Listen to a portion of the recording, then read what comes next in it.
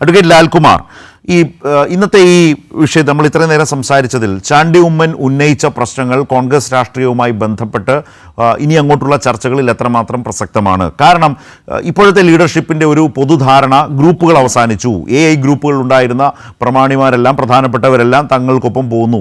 വളരെ വിരലെണ്ണാവുന്നവർ മാത്രമേ ഉള്ളൂ. ഇപ്പോൾ ഉദാഹരണത്തിന് ഗ്രൂപ്പ് എടുത്താൽ, ഇന്ന് ചാണ്ടി ഉമ്മൻ്റെ ശബ്ദം കേട്ടപ്പോൾ ഗ്രൂപ്പിൻ്റെ ലീഡർഷിപ്പിലേക്ക് അല്ലെങ്കിൽ അങ്ങനെ ഒരു നേതാവായി ചാണ്ടി ഉമ്മൻ ഉണ്ടെന്നൊരു തോന്നൽ വരുന്നു. പക്ഷേ ഗ്രൂപ്പിൻ്റെ ലീഡർ ആരാണ് ഗ്രൂപ്പിനെ ഇപ്പോൾ ഏകോപിപ്പിക്കുന്നത് എന്ന ചോദ്യം അപ്പോഴും നിൽക്കുന്നു.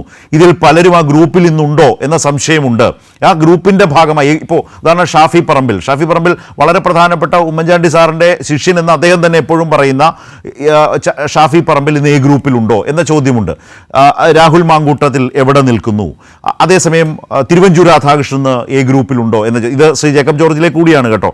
ഞാൻ ഈ ചില ഇൻപുട്സ് ഒന്ന് കോൺഗ്രസ് രാഷ്ട്രീയവുമായി ബന്ധപ്പെട്ട് അവതരിപ്പിച്ചു എന്ന് മാത്രം. തിരുവഞ്ചൂർ രാധാകൃഷ്ണൻ ഇന്ന് ഗ്രൂപ്പിനൊപ്പം നിൽക്കുന്നുണ്ടോ? അങ്ങനെ പല തുരുത്തുകളിലേക്ക് ഇവർ മാറിയിട്ടുണ്ടോ? താഴെത്തട്ടിലുണ്ടായിരുന്ന പ്രവർത്തകർ, ഗ്രൂപ്പിൽ ഉണ്ടായിരുന്ന ആളുകൾ ആ നിലയിൽ നിശബ്ദരാക്കപ്പെട്ടിട്ടുണ്ടോ? അവരെ തഴഞ്ഞിട്ടുണ്ടോ? എന്നൊക്കെയുള്ള ഒരുപാട് ചോദ്യങ്ങളിലേക്ക് വെളിച്ചം വീശുന്നതാണ് ചാണ്ടി ഉമ്മൻ്റെ ഇന്നത്തെ സ്റ്റേറ്റ്മെൻറ്റ്. യാതൊരു സംശയവുമില്ല. അപ്പോൾ ചാണ്ടി ഉമ്മൻ ഉന്നയിച്ച പ്രശ്നങ്ങൾ കോൺഗ്രസ് രാഷ്ട്രീയത്തിൽ ഗൗരവമുള്ളതാണോ? അതിനെ അഡ്രസ്സ് ചെയ്യേണ്ടതായി ലീഡർഷിപ്പിന് വരുമോ? ലാൽകുമാർ. നിശ്ചയമായും. നോക്കൂ, ഇവിടെ ഇന്ന് കോൺഗ്രസിന്റെ പ്രതിനിധി, അദ്ദേഹം യൂത്ത് കോൺഗ്രസിന്റെ പ്രതിനിധിയാണല്ലോ, അദ്ദേഹം പറഞ്ഞു വെക്കാൻ ശ്രമിക്കുന്ന എന്താണ്? ജനങ്ങളുമായി ബന്ധപ്പെട്ട അല്ലെങ്കിൽ ജനങ്ങളോട് ചേർന്ന് നിന്ന് പ്രവർത്തിക്കുന്ന ആൾക്കാർ നേതൃത്വ നിരയിലേക്ക് വരുന്നില്ല എന്നുള്ളതാണ് പറയുന്നത്. ഇദ്ദേഹം പറഞ്ഞ ഇതേ അഭിപ്രായം യൂത്ത് കോൺഗ്രസിന്റെ മറ്റ് ഒരു നേതാവായ JS അഖിൽ 7:30 തൊട്ട് ഈ വളരെ കുറച്ചു നേരം മാതൃഭൂമിയിൽ ഞാൻ ഇരുന്ന് കേട്ടപ്പം മാതൃഭൂമിയിൽ ഇതേ അഭിപ്രായം പറയുന്നു. അഖിൽ പറഞ്ഞോ? ഫേസ്ബുക്കിന്റെ JS അഖിൽ തിരുവനന്തപുരത്തെ മറ്റൊരു നേതാവാണ്, അറിയാം. അതെ, ഇദ്ദേഹം പറഞ്ഞ അതേ അഭിപ്രായം. ഫേസ്ബുക്കിലെ ലൈക്ക് നോക്കി നേതാവിനെ നിശ്ചയിക്കുന്ന രീതിയിലേക്ക് കാര്യങ്ങൾ വരുന്നുണ്ട്. അത് നേതൃത്വത്തിൽ വലിയ മാറ്റം, നേതൃത്വത്തിന്റെ ശൈലിയിൽ മാറ്റം ഉണ്ടാകണമെന്ന് പറയുന്നു. അപ്പം നേതൃത്വത്തിന്റെ ശൈലി മാറണം എന്നുള്ള ചോദ്യം, അപ്പൊ ആരുടെയാണ് ശൈലി മാറേണ്ടതെന്നുള്ള ചോദ്യത്തിന് അദ്ദേഹം ഒഴിഞ്ഞു മാറുകയും ജനറലി മാറണം എന്നുള്ളൊരു അഭിപ്രായമാണ് അദ്ദേഹം പറഞ്ഞത്. നോക്കൂ, കേരളത്തിൽ കഴിഞ്ഞ കുറച്ചു കാലങ്ങളായി നമ്മൾ കാണുന്നത് സുധാകരൻ എന്ന് പറയുന്ന KPCC പ്രസിഡന്റിന് ആ KPCCയുമായി ബന്ധപ്പെട്ടോ കോൺഗ്രസുമായി ബന്ധപ്പെട്ടോ വലിയ റോൾ ഇല്ലാത്ത ഒരവസ്ഥയാണ്. അത് ഞാൻ ശരത്തേട്ടന്റെ ചർച്ചയിൽ തന്നെ പല സന്ദർഭങ്ങളിലും പറഞ്ഞിട്ടുണ്ട്. അത് നമ്മൾ സുധാകരന് വലിയ റോളില്ല എന്ന് വീണ്ടും വീണ്ടും പറയുമ്പോഴും അപ്പുറത്ത് കോൺഗ്രസിന്റെ പ്രതിനിധി പലപ്പോഴും അതിനെ എതിർക്കുക ചെയ്യുക.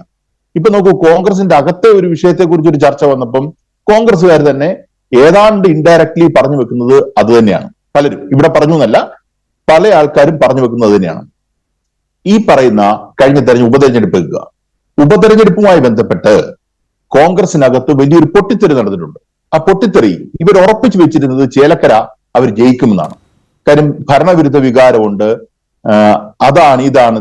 ദേ found out number of reasons. പക്ഷെ അതൊന്നും വർക്ക് ചെയ്തില്ല. അത് ലെഫ്റ്റ് ഫോഴ്സസിന് യഥാർത്ഥത്തിൽ അതിന്റെ ബേസിൽ ഒരു കോട്ടവും സംഭവിച്ചിട്ടില്ല എന്ന് പ്രൂവ് ചെയ്യത്തക്ക രീതിയിൽ ഒരു റിസൾട്ടാണ് ഉണ്ടായത്. ആൾക്കാരും എനിക്ക് തോന്നുന്നില്ല സജീവൻ പറഞ്ഞതുപോലെ വയനാടിന്റെ കാര്യവും അല്ലെങ്കിൽ പാലക്കാടും ഒക്കെ വലിയ കാര്യമായിട്ട് എടുത്തിട്ടുണ്ട്. കോൺഗ്രസ് നേതൃത്വം തന്നെ അത് കാര്യമായിട്ട് എടുത്തിട്ടില്ലായിരുന്നു. ഇതൊരു യാഥാർത്ഥ്യമാണ്. ഈ രാഹുൽ മാങ്കൂട്ടത്തിന്റെ സ്ഥാനാർത്ഥിത്വവുമായി ബന്ധപ്പെട്ട ഒരു ഒഴുക്ക്, അവിടെ വലിയൊരു ഓളം ഉണ്ടാകുന്നത് അവിടെ സരിൻ വന്നതുകൊണ്ടാണെന്നുള്ളതാണ്. ആ തെരഞ്ഞെടുപ്പിന് കൂടുതൽ ഓളം ഉണ്ടാകുന്നത്.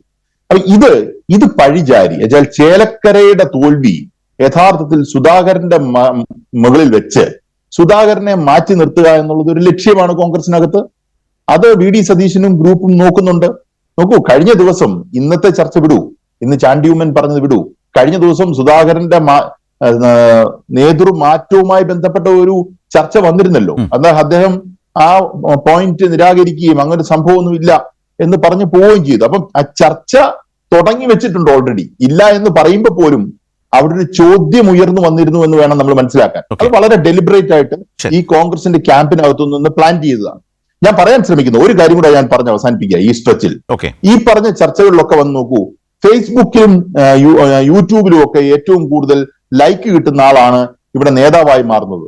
എന്റെ അറിവിൽ കോൺഗ്രസിന്റെ അകത്തെ രാഷ്ട്രീയം എടുത്താൽ എത്ര പേരാണ് ഈ ഫേസ്ബുക്ക് ലൈക്കിൽ ആൾക്കാരാകുന്നത്? ഇപ്പൊ മുതിർന്ന നേതാക്കന്മാരെയൊക്കെ വിടൂ, അവരൊക്കെ വളരെ ഇപ്പൊ VD സതീശന്റെ ലൈക്ക് നമ്മൾ നോക്കേണ്ട കാര്യമില്ല, അദ്ദേഹം പ്രതിപക്ഷ നേതാവാണ്. അല്ലാതെ യുവനിരയിൽ എടുത്തു വരുന്ന കഴിഞ്ഞാൽ 2-3 പേരേ ഉള്ളൂ. ഇവര് ഫോക്കസ് ചെയ്യുന്ന ആൾക്കാർ ഇപ്പം ഫേസ്ബുക്കിന്റെ ലൈക്ക് എന്ന് പറഞ്ഞു കഴിഞ്ഞാൽ നമുക്കത് വളരെ പെട്ടെന്ന് ഒരാളിലേക്ക് സീറോ ഇൻ ചെയ്യാൻ വളരെ എളുപ്പമാണ്, അല്ലെ 1-2 ആൾക്കാരിലേക്ക് സീറോ ഇൻ ചെയ്യാൻ വളരെ എളുപ്പമാണ്. ബാക്കി ആരും ഫേസ്ബുക്കിലും യൂട്യൂബിലും കിടന്ന് ഈ പറഞ്ഞ BGM ഇട്ട് നേതാവാകാൻ ശ്രമിക്കുന്നില്ല എന്നുള്ളതാണ്. എന്നാൽ അവർ ആ പേര് പറയുന്നുമില്ല. ഇന്ന് ചാണ്ടി ഉമ്മൻ ചെയ്തിരിക്കുന്ന കാര്യം, ചാണ്ടി ഉമ്മൻ സുധാകരനെ സപ്പോർട്ട് ചെയ്യുകയും അതുവഴി ഈ പറയുന്ന ആന്റണി A ഗ്രൂപ്പിൽ നിന്നിരുന്ന മൊത്തം പേരെയും പറിച്ചുകൊണ്ട് പോയല്ലോ VD സതീശൻ. ഒരു നല്ല രീതിയിൽ അദ്ദേഹം പറിച്ചുകൊണ്ട് പോയി.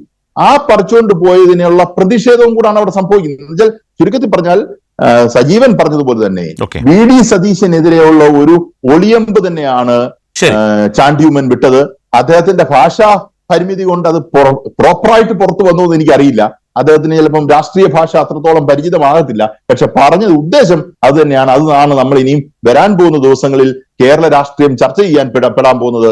ആർക്കാണ് ലൈക്ക് കിട്ടിയെന്നുള്ള ചോദ്യം. എങ്ങനെയാണ് ഒരാൾ അവിടുത്തെ ഈ പറയുന്ന പത്തനംതിട്ട ജില്ലയിൽ നിൽക്കുന്ന ഒരു നേതാവ് എന്തർത്ഥത്തിൽ അവിടെ പോയി മത്സരിക്കുന്നു എന്നുള്ള ചോദ്യം അന്ന് തന്നെ വന്നതാണ്. അത് നമ്മൾ ഉയർത്തിയതാണ്. അത് കോൺഗ്രസിൽ ഒരു പ്രശ്നമേ അല്ല എന്ന് അവർ പറഞ്ഞെങ്കിൽ, ഇന്ന് JS അഖിലിനെ പോലുള്ള ആൾക്കാർ അത് പറയുന്നെങ്കിൽ, അത് വീണ്ടും ഉയർത്തിക്കൊണ്ടുവരുന്നെങ്കിൽ അത് അന്നും പ്രശ്നമാണ്, ഇന്നും പ്രശ്നമാണ്, എന്നും പ്രശ്നമാണ്. അന്ന് നമ്മളോട് അവരത് അഡ്മിറ്റ് ചെയ്തിട്ടില്ല എന്ന് മാത്രമേ. ശരി.